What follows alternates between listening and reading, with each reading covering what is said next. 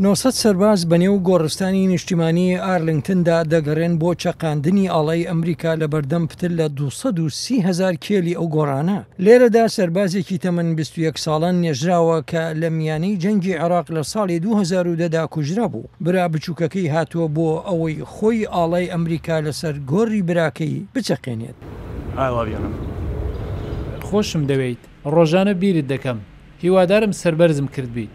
گۆڕستانەکە لە نزیک بنکەیەکی سوپاوەیە بە ناوی ئۆڵد گارد، بەتالیۆنی سەی پیادەی وڵاتێگرتوەکانی ئەمریکایە. ئەمە شواتای ئەوەیە ئەم سەربازانە دەتوانن سەردانی شوێنی گۆڕستانی سەربازانی هاوڕێیانیان و خانەوادەکان بکەن ئەوانەی لە ڕابردوودا کاریان لەگەڵیاندا کردبوو.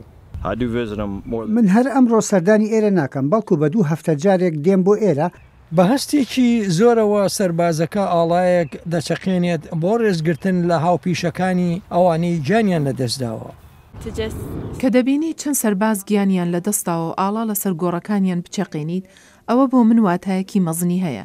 مایک پێنسی جێگیری سەرۆکی ئەمریکا ئەویش بۆ ڕێزلێگرتنیان هات بۆ ئێرە. هاوکاتی ئەوەی فرماندەی سوپای ئۆڵد گارد ئاڵا لەسەر هەر گۆڕێک دەچەقێنێت هاوکات دەڵێت هەموو ئەم سەربازانە گرنگی خۆیان هەبوو.